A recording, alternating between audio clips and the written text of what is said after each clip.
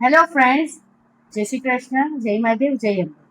મારી YouTube channel the Kitty Diaries by Nikita subscribe, like, bell icon દબાવવાનું ભૂલતા નહીં. એનું કારણ છે મારા નવા નવા વિડીયો અને નવા નવા બ્લોગ્સ. તો આજે આપણે વડા અમે એને ઘઉં જુવારના વડા કહીએ છીએ અને લોકો દેસાઈ વડા પણ કહે છે. તો કોમેન્ટમાં જરૂરથી જણાવજો કે તમે અમે આજે જે રેસીપી મૂકશું તેને કયા વડા તરીકે બોલો છો. અને એ વડા આપણે બનાવવા જઈ રહ્યા છીએ પીનટજી ઓઇલમાં, જે શુદ્ધતામાં 100% છે. અને એ જે 11 સ્ટેજમાં એનું સોર્ટિંગ એટલે સફાઈ કરે અને જે સારી મગફળી હોય એમાંથી આપણું પીનટજી ઓઇલ બનાવવામાં આવે છે. અને એ છે રાજકોટનું. અને આ વડા આપણને આપણી દાદી નાની બા શીખવશે, જે પહેલાંના લોકો ખૂબ ઝડપથી આ વડા બનાવી દેતા હતા. પણ હજુ આ રેસીપી પરફેક્ટ બનાવવા માટે બા પાસે આજે આપણે શીખવા આવી ગયા છે. તો બા, તમે કઈ રેસીપી આજે આપણે વડાવાની શીખવશો? આજે આપણા દેસાઈ વડા પણ કહેવાય છે અને ઘઉં જુવારના વડા પણ કહેવાય છે. તે આજે આપણે બનાવશું. તો આજે તમે અમને પરફેક્ટ માપ સાથે શીખવશો ને? હા, પરફેક્ટ માપ સાથે તમને હું શીખવીશ. અને વ્યુઅર્સને કહી દો કે મારી યુટ્યુબ ચેનલ સબસ્ક્રાઇબ કરે. મારી યુટ્યુબ ચેનલ સબસ્ક્રાઇબ કરે.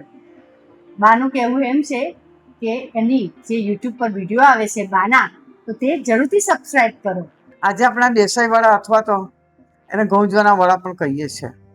એમાં અડધો કપ રવો છે, અડધો કપ છે તે ઘઉંનો લોટ છે અને અડધો કપ જુવાનો લોટ છે. આ 3 લોટ ભેગા કરીને એમાં 4 ચમચી જેવું મોણ મૂકી દેવાનું છે અને એ લોટ બાંધી દેવાનો છે અને એને 8 કલાક સુધી રવા દેવાનો છે. એમાં અડધો કપ રવો છે, અડધો કપ ઘઉંનો લોટ છે અને અડધો કપ જુવાનો લોટ છે. અને એની અંદર આ એક કેળું નાખવાનું છે. એક કેળું નાખી દેવાનું.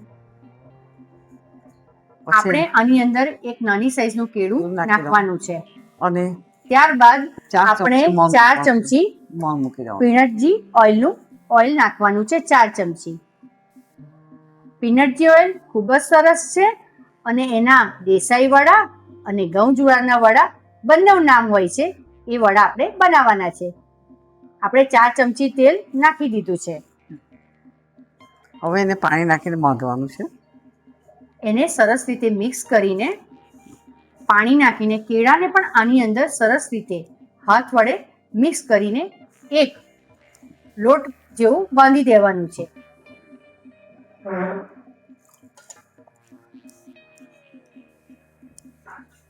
આ લોટને આપણે આ રીતનો બાંધવાનો છે એટલે પેલું ખીલે ને એટલે પેલો ઓછો થઈ જાય એમ.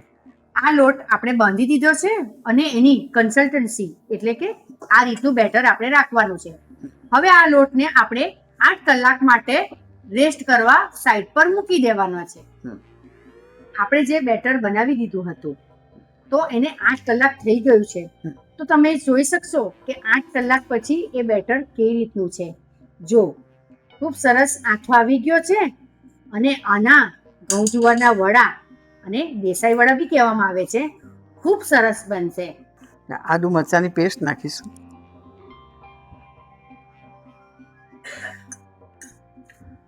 ત્યારબાદ સ્વાદ અનુસાર મીઠું નાખીશું. થોડો ગોળ નાખીશું. હવે એની અંદર આપણે કેળું તો નાખ્યું જ છે, પણ આ ઘઉં જુવારના વડા થોડા ખટ્ટા મીઠા બનતા હોય છે.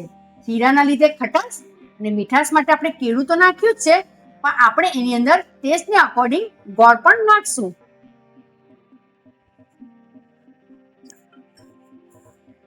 આ બધી વસ્તુ નાખીને સરસ રીતે મિક્સ કરી લેવાનું છે. આપણે દેસાઈ વડા અને એને ઘઉં જુવારના વડા બી કહેવામાં આવે છે. તો આપણે એને વડા બનાવવાના છે આપણા પીનટજી ઓઇલમાં, જે કોલેસ્ટ્રોલ ફ્રી 11 સ્ટેજમાં એનું સોર્ટિંગ કર્યું હોય છે અને સારી મગફળીથી બનાવ્યું હોય છે. અને એ છે રાજકોટની બ્રાન્ડ અને ખૂબ સરસ છે. આપણે વડા મૂકીએ છીએ. ચલો, જો તેલ ખૂબ સરસ ગરમ થઈ ગયું છે અને હવે આપણે વડા કેવી રીતે મૂકવાના છે તે વિડીયોમાં જોજો. આપણે પહેલા પાણીમાં આપણો હાથ પલાળવાનો છે.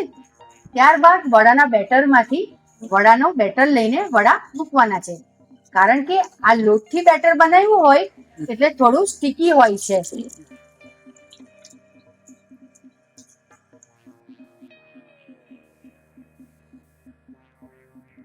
આ વડા થઈ ગયા છે.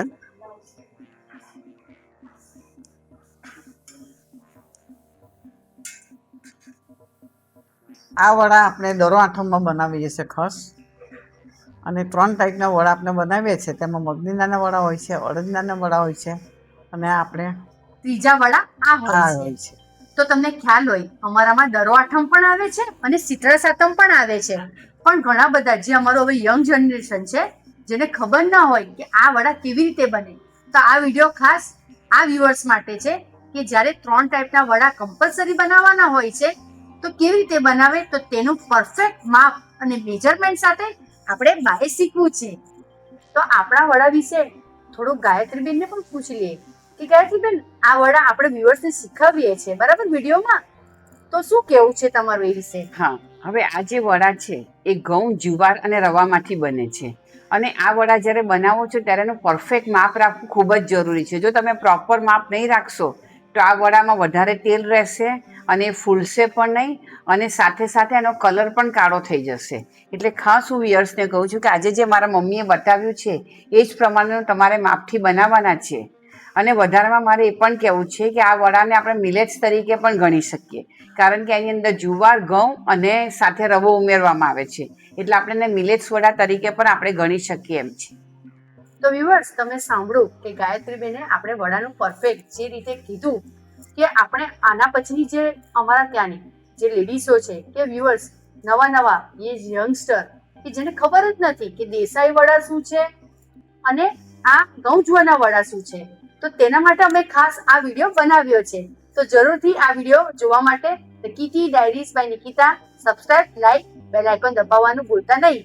તમને દેસાઈ વડા અથવા ઘઉં જુવારના વડા બનાવતા સરળથી આવડી જશે.